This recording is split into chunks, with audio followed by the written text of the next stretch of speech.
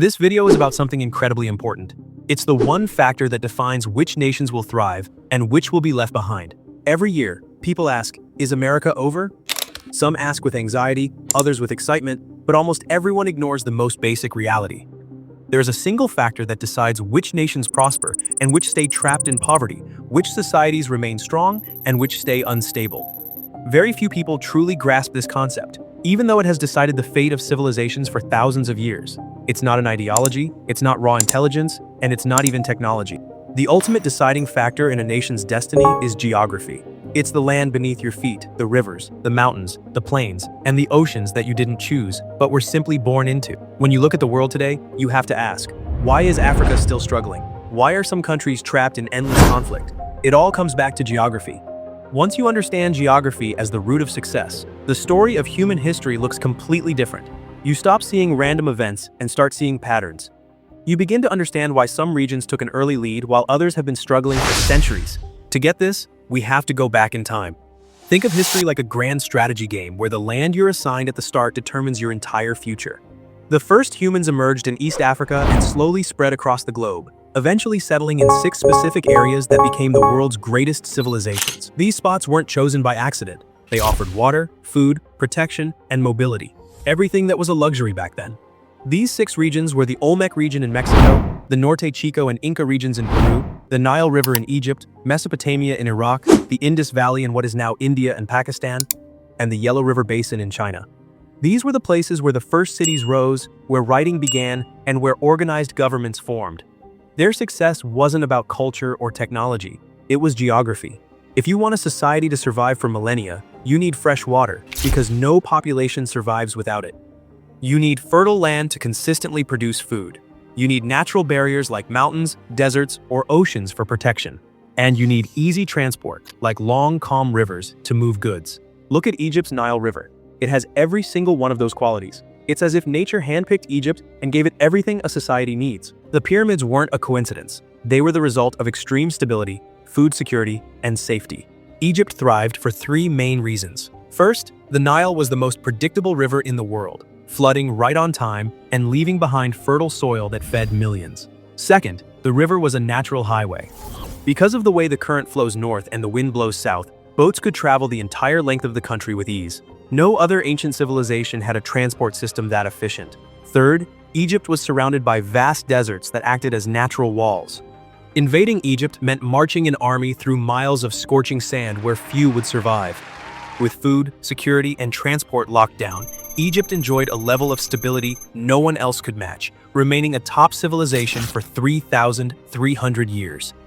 That is the power of geography. It gives some nations a massive head start. As centuries passed, the global population exploded. At the start of the Common Era, there were only 200 million people. By 1500, that hit 500 million. By 1800, we reached 1 billion. After World War II, it was 3 billion. And today, we've surpassed 8 billion. As the population grew, so did the competition. Societies clashed, and borders were pushed, broken, and redrawn. Europe became a constant battlefield. Chinese dynasties rose and fell. Japan shifted between peace and total war. Africa fell into a cycle of instability.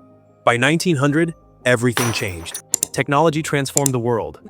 Railways, steamships, telegraphs, airplanes, and eventually nuclear weapons showed how dangerous the world had become. We became a global village where power shifted from sheer manpower to industry and resources. After 2 world wars, major powers stopped trying to expand borders through force because nuclear weapons made it too risky, and air power made natural barriers less relevant. The map started to freeze, and in this new global system, the countries with the strongest geography began to dominate. No country benefited from this shift more than the United States. Its location, its rivers, its coastlines, and its natural defenses gave it a head start that no other modern nation can touch. The reality is that America sits on the most valuable piece of real estate on Earth. When the Ice Age ended, melting glaciers in North America created natural harbors that are ideal for global trade. While Europe has good ports, North America has an incredible advantage because of its massive, accessible coastline. The US East Coast is packed with deep-water ports like Boston, New York, Philadelphia, Baltimore, and Charleston.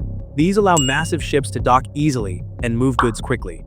But America's real treasure isn't just the coast, it's the Mississippi River Basin in the center of the country. This is the ultimate geographic jackpot. It contains some of the world's most fertile soil and the highest number of navigable rivers. This means boats can travel thousands of miles inland to transport grain, timber, and coal at an incredibly low cost. The Mississippi is like a massive free highway system built by nature. It flows into the Gulf of Mexico and then out to the Atlantic, allowing the heart of America to export goods to the entire world cheaply. This is why America became an export giant and grew wealthy so quickly. In 1803, Thomas Jefferson pulled off the greatest real estate deal in history, the Louisiana Purchase, buying the entire Mississippi Basin from France for what would be about $340 million today. That land is now worth at least $60 trillion. That one deal sealed America's fate as a superpower. Now look at other major regions that should be as wealthy as America but aren't. Every country wants to dominate, but most are held back by their geography. Take China. On a map, it looks powerful, but it's under constant geographic pressure. China only has access to one major ocean, and even that is partially blocked by neighbors like Japan, Taiwan, the Philippines, and Vietnam. These create natural choke points that China doesn't control. About 80% of China's oil passes through the narrow Strait of Malacca, which an enemy could block at any time, paralyzing their economy. This is why China is spending billions on the Belt and Road Initiative, trying to build new land routes through Pakistan, Myanmar, and Central Asia. Then there's Russia. It's the largest country on Earth, but its geography is a nightmare. Its western border is wide and flat with no natural barriers, which is why Napoleon and Hitler were able to march straight toward Moscow. Furthermore, Russia lacks warm water ports. Most of theirs freeze in the winter, making trade difficult. This explains why Russia is so aggressive in places like Crimea. They desperately need access to warm seas. Britain ruled the world for centuries because being an island kept it safe from invasion and gave it 360-degree access to the sea to build a global navy. But once long-range jets arrived, the English Channel became useless as a defense, and the US overtook them as the dominant power. Finally, look at Africa. It is rich in minerals and resources, but geography has been a curse. Most of Africa's great rivers drop off sharply near the coast, creating waterfalls that prevent ships from traveling from the ocean into the interior. The Congo River is huge, but you can't sail from the heart of Africa to the sea because of these falls. Africa's coastline is also very smooth, which looks nice on a map but is terrible for trade because it lacks the natural, jagged harbors needed to protect ships from storms. Without easy ports and navigable rivers, building a strong economy is incredibly expensive and difficult. When you look at the world through the lens of geography, everything becomes clear. It all comes down to three questions that decide a nation's fate. Can you feed your people? Can you protect your land? And can you trade with the world? If the answer to all three is yes, that country will thrive. America is currently the only country that can answer yes to all three without hesitation. It has the most productive land, two massive oceans acting as shields, and deep water ports with open access to the rest of the world. This doesn't mean geography is everything. Politics, culture, and technology still matter, but geography sets the starting point. It determines how easy or hard the game of progress will be. When people ask why Africa is poor, why China is aggressive, or if America is collapsing, they are missing the most obvious truth. Geography is destiny. The mountains, rivers, and ports are silently writing the story of every nation's rise and fall. Geography rarely changes, so the advantages it gives last for centuries. What does change is how well a nation's leaders use those advantages. If you enjoyed this video, share it with others and subscribe to the channel. Take care.